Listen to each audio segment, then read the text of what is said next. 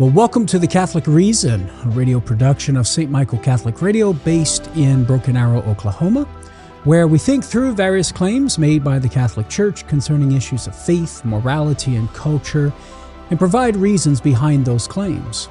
I'm Dr. Karlo Broussard, staff apologist and speaker for Catholic Answers at Catholic.com, and a member of the Chancery Evangelization team at the Diocese of Tulsa in eastern Oklahoma. The Catholic Reason airs locally here in Tulsa every Thursday from 4 to 5 p.m. here on St. Michael Catholic Radio, 94.9 and 102.9, but you may be listening on your own local Catholic radio station at a different time since The Catholic Reason is aired on other Catholic stations throughout the country. So if you're listening outside the Tulsa area, a very special welcome to you and thanks for joining me today. Note that you can download the show through whichever podcast platform that you use by subscribing to the Eastern Oklahoma Catholic Podcast. That's the Eastern Oklahoma Catholic Podcast. You can also access the archived episodes at my website, karlobroussard.com, under both the audio and video tab.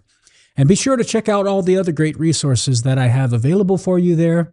All of the work that I do for Catholic Answers is hosted there in one location, my articles, the videos of Catholic Answers Live, along with the audio files, and my podcast for Catholic Answers called The Sunday Catholic Word, and a host of other extra apologetical content that I do for my personal ministry.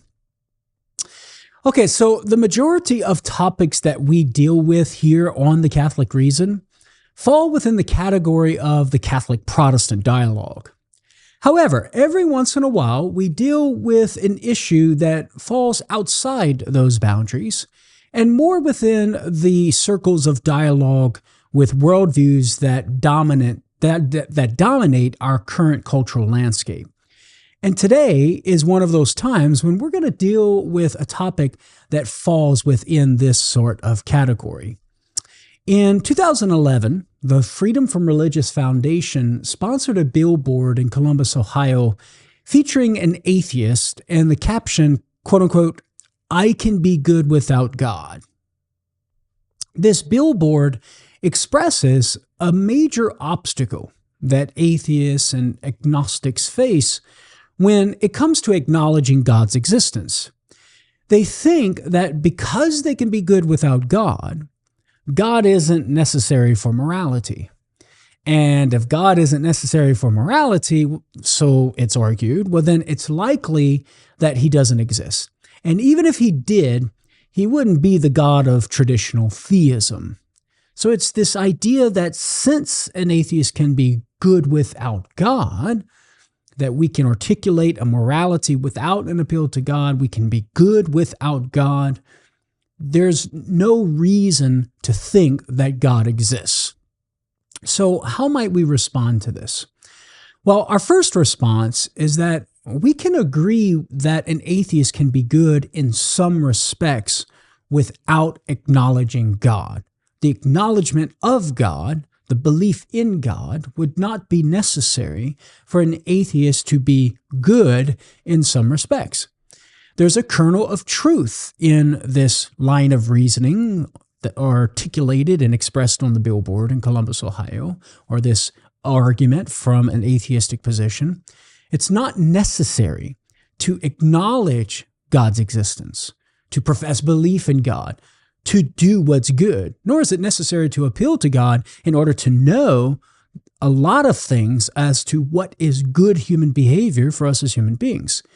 So again, it's not necessary to acknowledge God's existence to know and to do what is good, at least in some respects.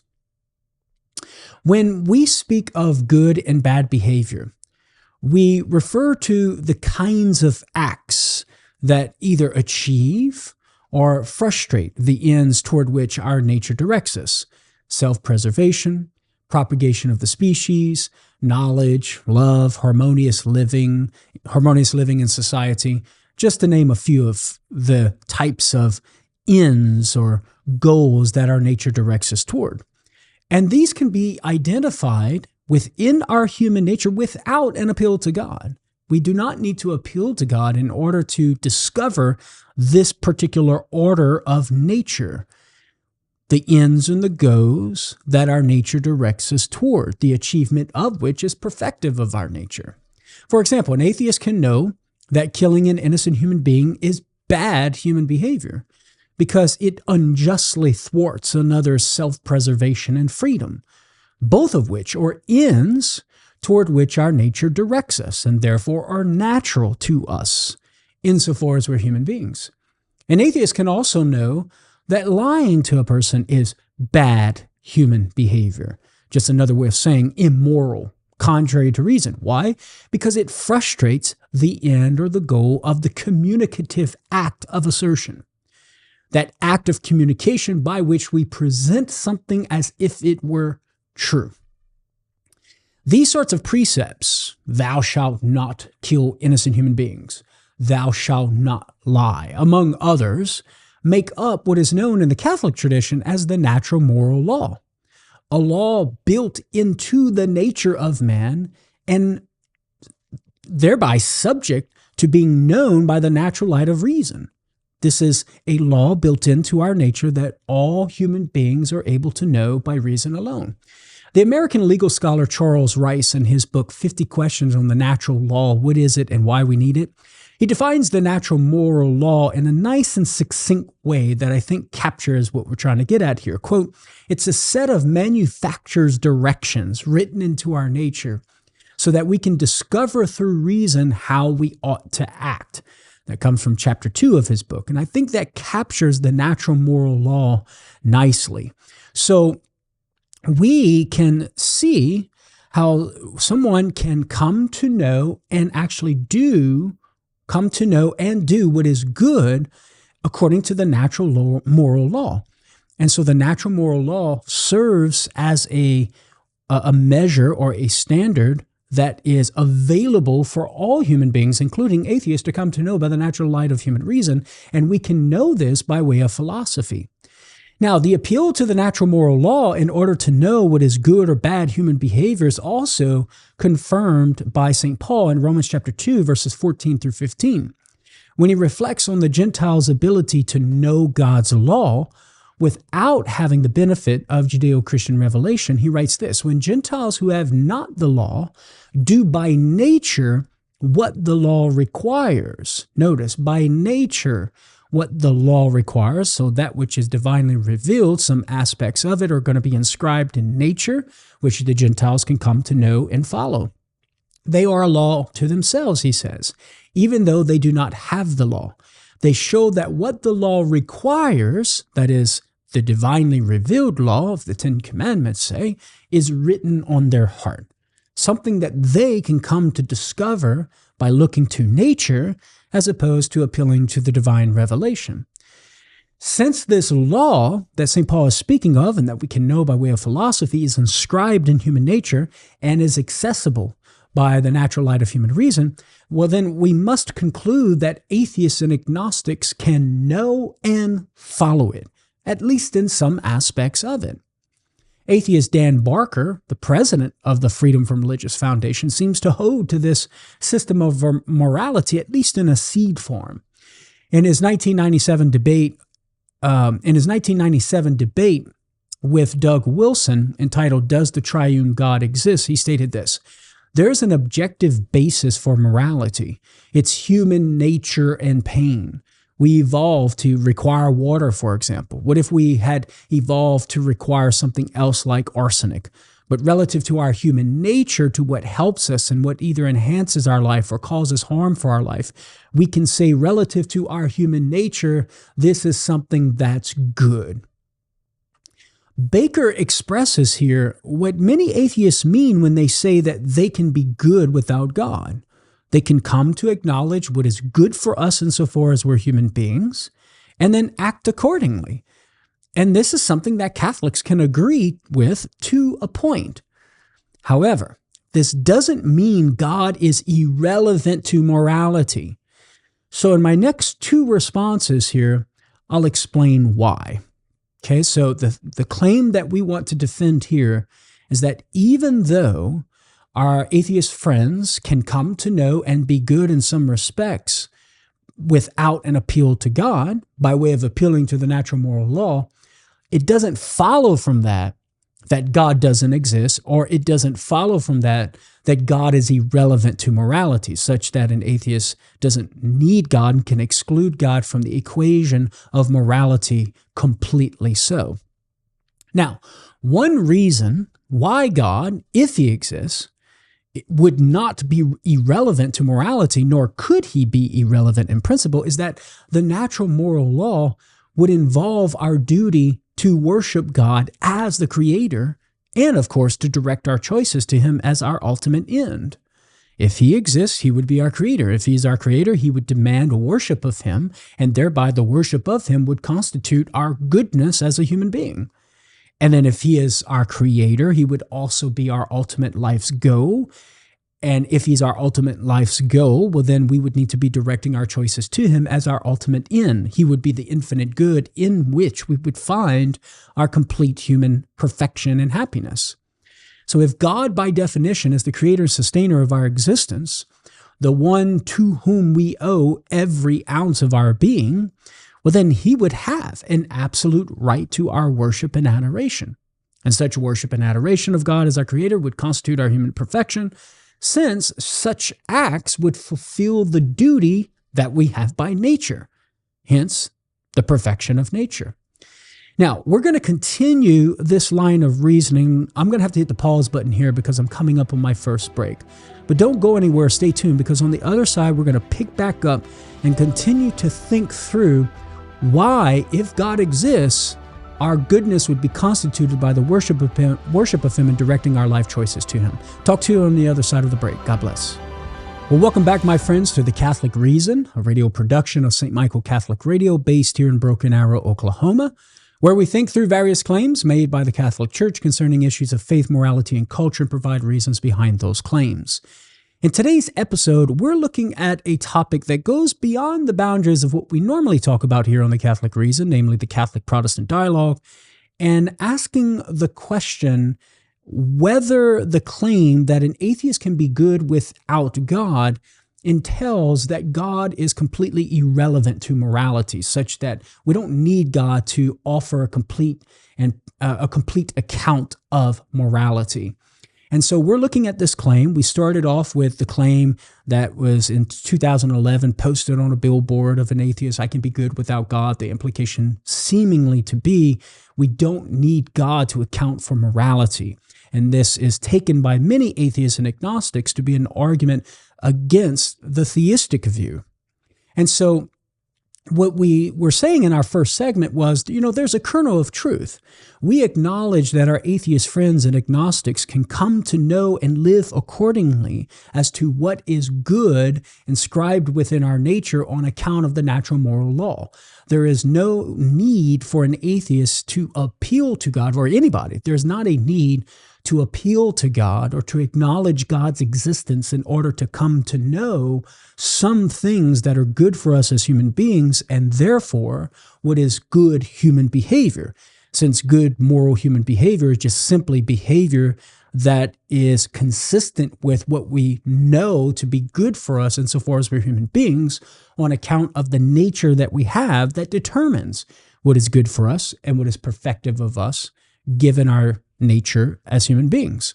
And so that is available, that data of what is good is available to all human beings, whether atheists or not. So there's no need to appeal to God's existence to come to know those things that are good for us as human beings.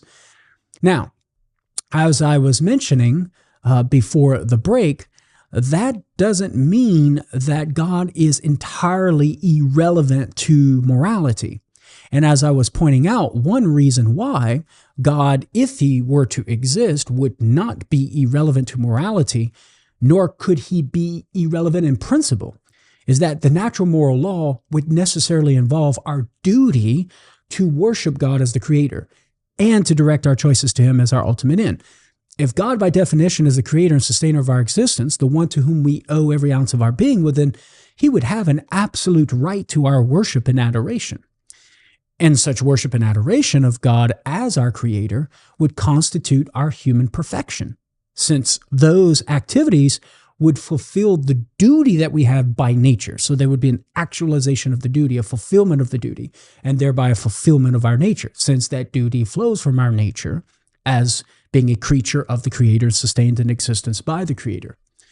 Moreover, if God, by definition, is pure truth and goodness itself, and the desire to know the truth and choose the good is inscribed within our nature, well, then it would belong to our human nature to orient our lives toward God as our ultimate end, which is just another way of saying that it would be good for us as human beings, to orient our lives to God as our end. The point is that if God exists, then the natural moral law would necessarily involve our duty to God. That is, worshiping Him and orienting our lives toward Him would be part of being a good human being. For this reason, no account of morality can be complete, at least on the objective level, without reference to God, on supposition that God exists. So, if God exists, He would indeed be objectively, ontologically, in reality, relative to morality, since our worship of Him and directing our life choices toward Him would be constitutive. They would constitute our very perfection and goodness as a human being. This is why, if God exists, He could not in principle be irrelevant to morality. Now, this line of reasoning helps us see the fallacy in the objection that we're considering here from our atheist friends. They appeal to being a good human being without an appeal to God. And the implied assumption is that they're good in a complete way. No need for God to be good, morally speaking. But given what we've said so far, this claim would be true if and only if God didn't exist. Otherwise, God would have something to do with being completely a good human being. Therefore, if an atheist used his good character as a reason to justify his atheism, well, then he'd just be begging the question, assuming what he's trying to prove, namely that God doesn't exist, right? He would just be assuming that. So, does this mean that an atheist can't in principle be fully good as a human being? That's a good question to ask. The answer depends on whether the atheist is responsible or not for his intellectual shortcoming in seeing the truth of the proposition that God exists. So again, we're trying to ask the question, given what we've said already about the perfect, complete perfection as a human being, our goodness as a human being would involve the worship of God, directing our lives to God if He exists. Does that mean somebody who denies God's existence cannot possibly achieve that sort of complete goodness? So in response, what I'm saying here is that it's going to depend on whether this person is responsible or not for the intellectual shortcoming, falling short of affirming or seeing the truth that God exists. There are some atheists who honestly seek the truth about God's existence and simply haven't been convinced of the evidence. In other words, reason hasn't given permission for the will to move him to assent to the proposition that God exists. And this may very well be for a variety of reasons that aren't his fault. Perhaps he doesn't have the natural intellectual acuity to see the persuasive force of philosophical arguments for God's existence, or the wherewithal to see how an all-good God is consistent with the existence of traumatic events in his or her life, involving both natural and moral evil. So those are plausible explanations as to why an atheist might have the intellectual shortcoming to see the truth of God's existence. Or perhaps he just doesn't have the time to think through such arguments in a robust way. He's got to go to work from 8 to 5, attend to the needs of his wife and the needs of his children. Or perhaps those who have presented philosophical arguments to him have failed in presenting the arguments accurately or clearly. We could go on and on and on, but I think you get the point. It's at least possible that an atheist can fall short of seeing the truth of the proposition that God exists due to no fault of his own, and be one who is honestly seeking truth and is disposed interiorly in his heart and mind to be open to the truth if reason could come to see it and give permission to the will to assent to it. So, can such an atheist still be good? Or to ask from a theological perspective, would salvation be possible for such a person? Well, we can use the Catechism of the Catholic Church as our guide. In paragraph 2125, it identifies atheism, the claim that God doesn't exist, as a sin against the virtue of religion. This means that on an objective level, irrespective of one's intention or circumstances, to deny God's existence is a grave and serious matter, because it would be contrary to reason. It's an act that would contradict and violate reason. But the Catechism goes on to state, quote, the imputability of this offense, namely atheism, can be significantly diminished in virtue of the intentions and the circumstances. That's paragraph 2125 of the Catechism. In other words, it's possible for someone to embrace atheism, grave matter, and only be venially culpable for it. And you can check out paragraph 1862 of the Catechism, where it spells out the three conditions that must be met for a grave offense to incur mortal guilt and thereby be guilty of mortal sin.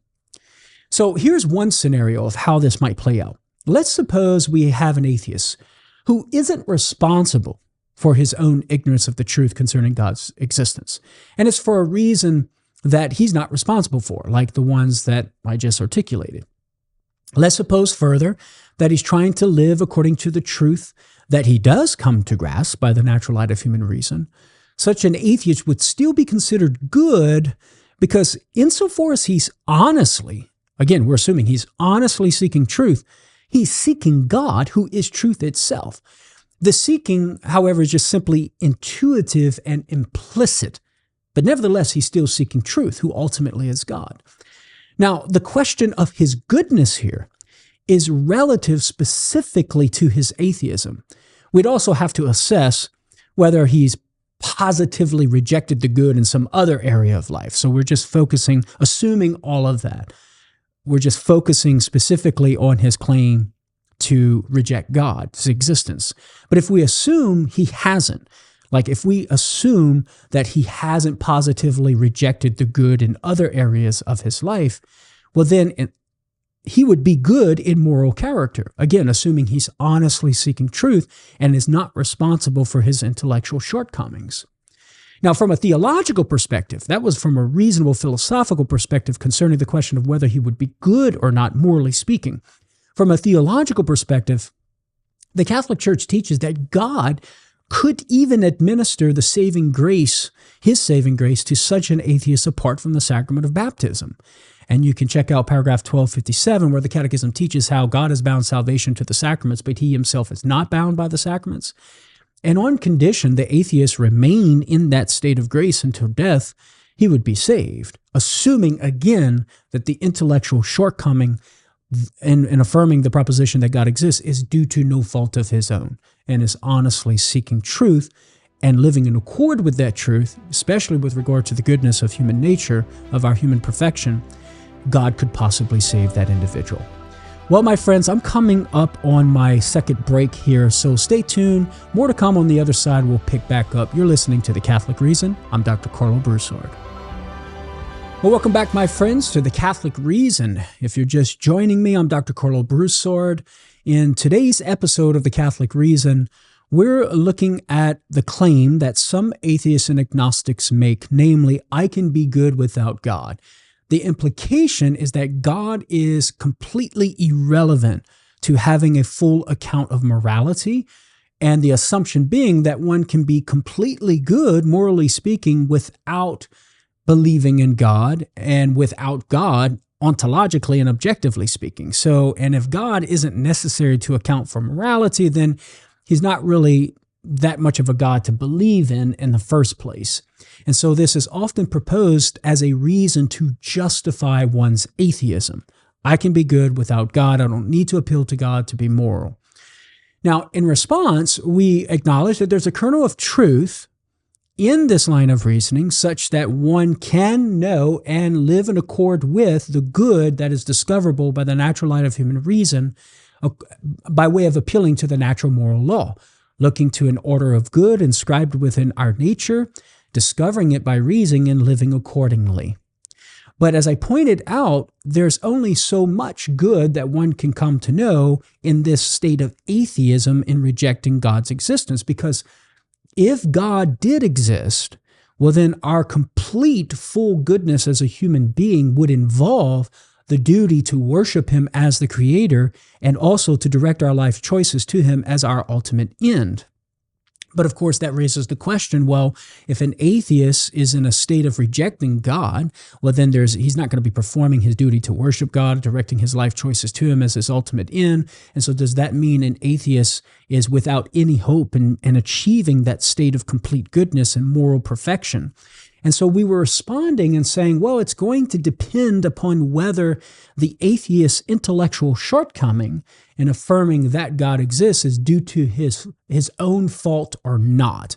And so we were introducing this idea of what we call in theology and philosophy invincible ignorance, where one is not responsible for his ignorance. In this case, for the atheist's intellectual shortcoming of seeing intellectually the truth that God exists. If an atheist is not responsible for such an intellectual shortcoming, and he's honestly seeking the truth and living in accord with the truth that he comes to discover, then from a philosophical perspective, it's at least possible that that atheist could still achieve a degree of goodness and moral perfection like someone who is actually explicitly acknowledging God. Because insofar as the atheist is honestly seeking truth and is not responsible for his intellectual shortcomings, and we gave a variety of reasons of why that might be, he would still be fundamentally oriented towards truth and towards goodness, and thereby could be seen, at least from a philosophical perspective, as being morally good, even though he doesn't acknowledge explicitly God's existence. And then from a theological perspective, we saw that according to the Catechism of the Catholic Church, God could indeed administer the grace of salvation to such an individual, assuming that the imputability of the grave offense of denying God is not fully applicable to him. He's not fully culpable. And so thus the offense against God of denying God's existence could be only of a venial guilt rather than mortal guilt. And before the break, I was sharing one possible scenario of where that might play out.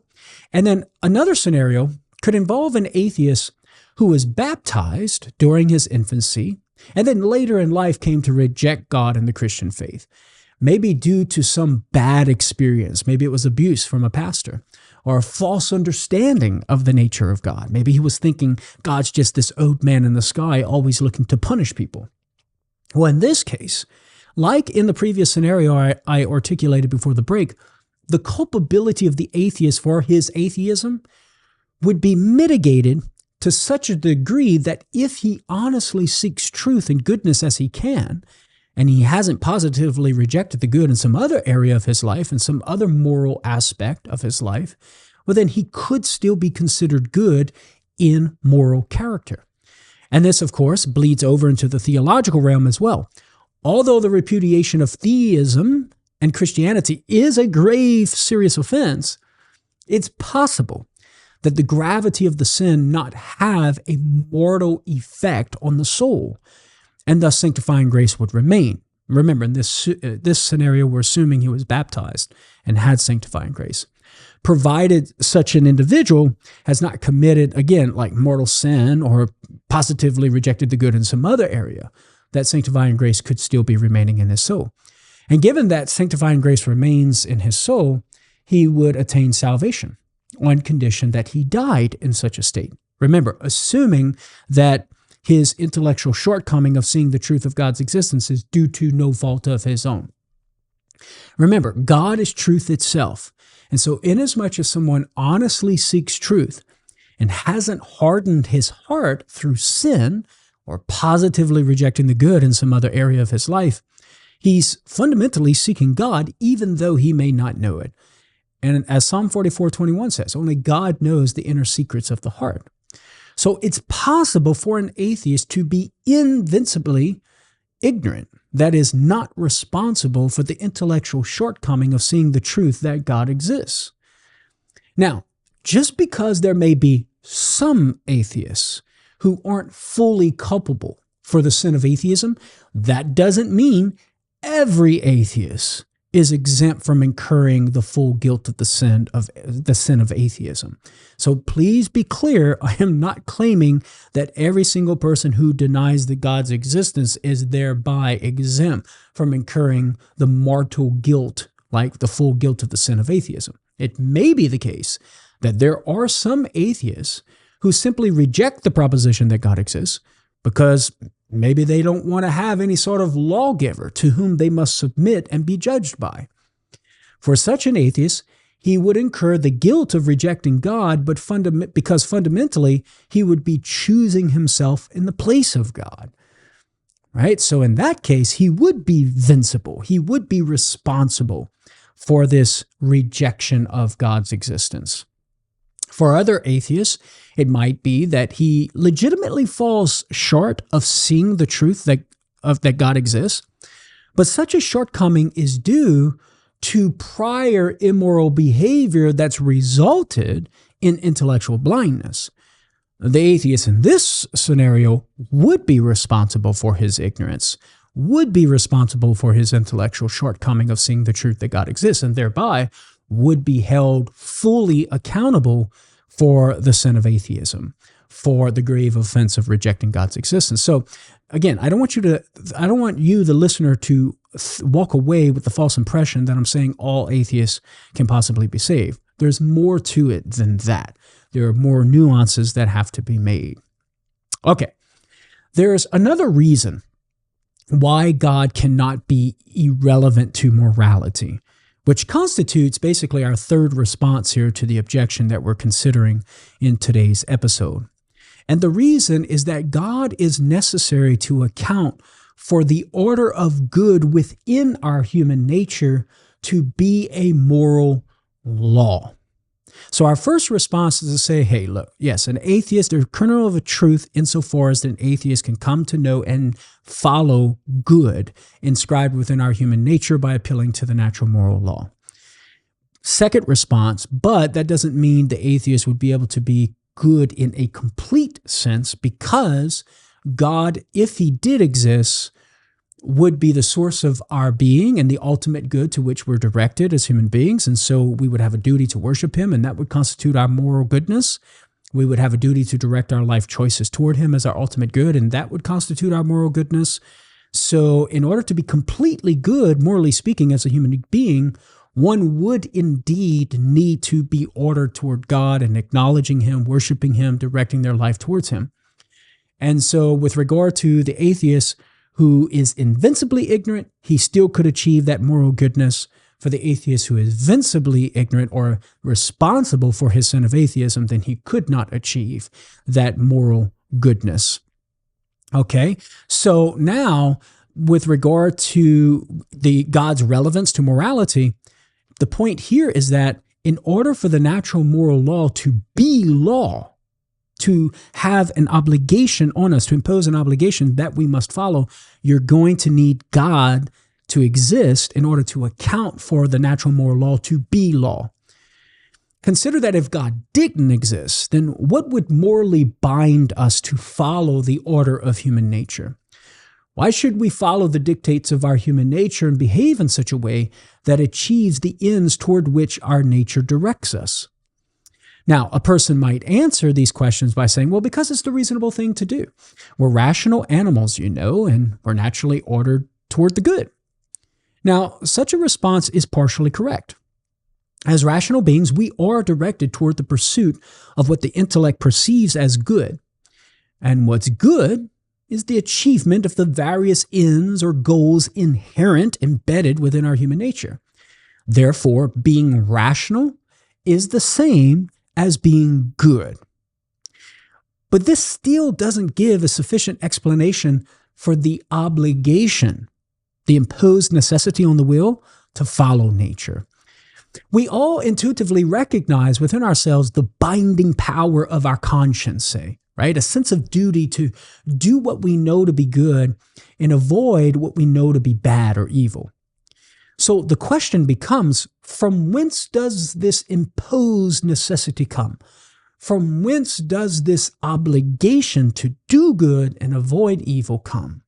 So yes, sure, we can recognize that it's reasonable and consistent with our rational nature to follow the good inscribed within our nature that we come to know.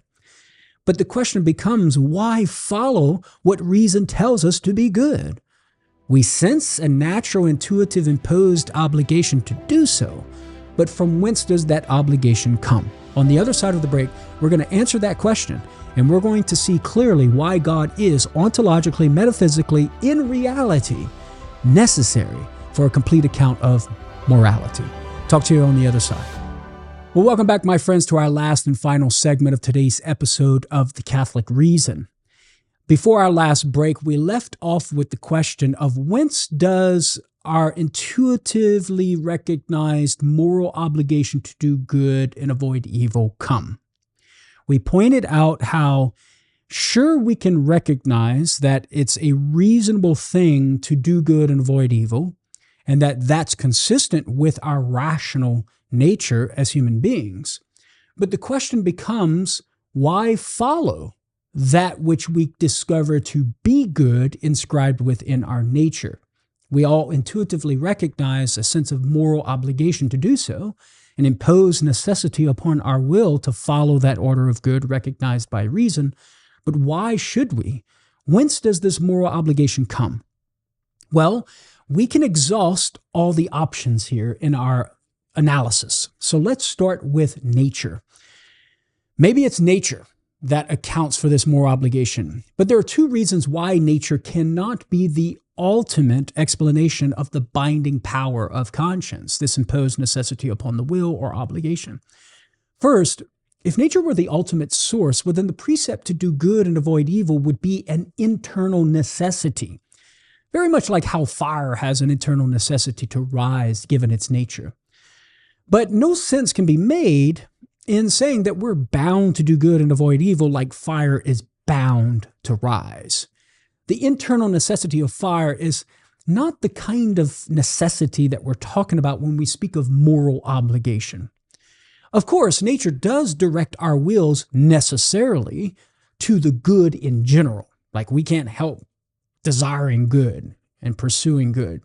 So much so that we can only choose anything insofar as we perceive it under the aspect of some good. But it doesn't direct us. Nature doesn't direct us to choose this good or that good in accord with the hierarchy of goods. This is why we're considered moral beings, worthy of praise or blame. If this was accounted for by a strict necessity like fire rises, well then we wouldn't be subject to moral praise or blame. Nature, therefore, can't be the ultimate source of the binding power of conscience, this imposed necessity to do good and avoid evil. It must have some source, it must have its source in some outside agent. This is why St. Thomas Aquinas concluded in his De Veritate, question 17, article 3, quote, binding has place only in things which are necessary with a necessity imposed by something else. Again, binding has place only in things which are necessary with a necessity imposed by something else. It's important to note, however, that this imposed necessity to do good and avoid evil is not one of coercion, which is repugnant to free will, as St. Thomas Aquinas articulates. Rather, it's like the command of a ruler or a king, imposing necessity on his subjects to do something to achieve some end. That's the sort of necessity we're talking about here. In our case, it's an imposed necessity to do this good or that good to achieve the end of human perfection. That's the nature of this obligation we all intuitively recognize to do good and avoid evil.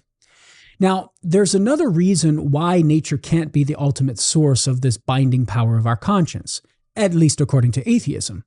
Within the philosophical view of atheism, the order of nature doesn't express the intelligence or will of any rational being superior to humans. But the question becomes, well, how could something that's the byproduct of random and chaotic non-rational processes morally bind anyone? How could something non-rational be morally binding on that which is rational? Intuitively, we can see that this doesn't make sense, but I think we can do better than intuition. Again, we can appeal to St. Thomas Aquinas here as our guide. He defines law as a, quote, an ordinance of reason for the common good, made by him who has care of the community. That's in the first part of the second part of his Summa Theologiae, question 90, article 4. And he goes on, this ordinance of reason is imposed on others by way of a rule and measure. A law, being an ordinance of reason that's imposed, presupposes a being of intelligence and volition that can impose it. Therefore, if the order of human nature that determines what's good for us is to be a law that morally binds us, well, then there must exist a being superior to humans that has intellect and will, an ordinance of reason to be imposed upon us by someone outside of us. Without such a personal being that has care of the human community as a whole, there could be no moral obligation. So nature cannot sufficiently account for the moral obligation that we recognize we have to do good and avoid evil. Now, these reasons why nature can't be the ultimate source of moral obligation also help us see why our own conscience doesn't suffice either. First, recall how we said previously that the imposed necessity we experience must come from something outside ourselves. Well, our conscience ain't outside of ourselves, right? Secondly, a person isn't bound except through a superior. As St. Thomas writes, one is under no obligation to an inferior as such. That's from the second part of the Summa Theologiae, question 60, article 6. The implication here is that one is obliged only to a superior. Elsewhere, Aquinas teaches that one has authority over another only insofar as he's been invested with authority by a higher authority. That's in the second part of his Summa, question 105, article 2. But our conscience can't be superior to ourselves. That doesn't make sense. And for these reasons, conscience doesn't suffice as an explanation for our moral obligation. So neither nature nor conscience suffices. Well, what about another human being? If the imposed necessity must come from an outside agent, as we stated already, well, perhaps it could be another human being. But if atheism is true, this doesn't work either. Remember, only a superior can morally bind a person's will. But in the atheistic view, there's no higher authority than human beings to invest one person with authority over others. Thomas Merton sums it up quite nicely in his The Ascent to Truth. In the name of whom or what do you ask me to behave? Why should I go to the inconvenience of denying myself the satisfactions I desire in the name of some standard that exists only in your imagination? Merton recognized that without God, no human being could morally bind us to do good and avoid evil. All moral precepts would be simply expressions of personal wishes. I would like for you to do that or this. I would wish for you to do this. There could be no commands. Do this, do that, avoid this, avoid that. Francis Beckwith and Gregory Kokel described the unreasonableness of the moral atheist position, at least when it comes to accounting for moral obligation, in their book, Relativism, Feet Firmly Planted in Mid-Air. They write this: a moral atheist is like someone sitting down to dinner who doesn't believe in farmers, ranchers, fishermen, or cooks. She believes the food just appears with no explanation and no sufficient cause. This is silly, they say. Either her meal is an illusion or someone provided it. In the same way, if morals really exist, and I would specify moral obligation here, then some cause adequate to explain the effect must account for them. God is the most reasonable solution, so they conclude. Beckwith and Kokel understand that denying God's existence results in an insufficient explanation for moral obligation. How can the moral law be a law if there's no moral lawgiver behind it that surpasses human authority? The answer is it can't. There can be no moral law without a lawgiver of intellect and will superior to human beings. Now, there are many moral atheists and agnostics that we could lock arms with in the pursuit of a just and peaceful society.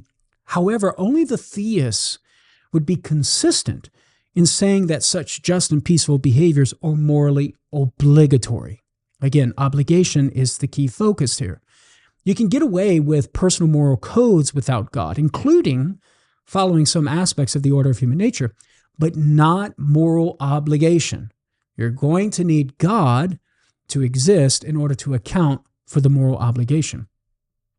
Atheists are going to have to make a choice, either give up atheism in order to keep moral obligation, or give up moral obligation in order to keep atheism.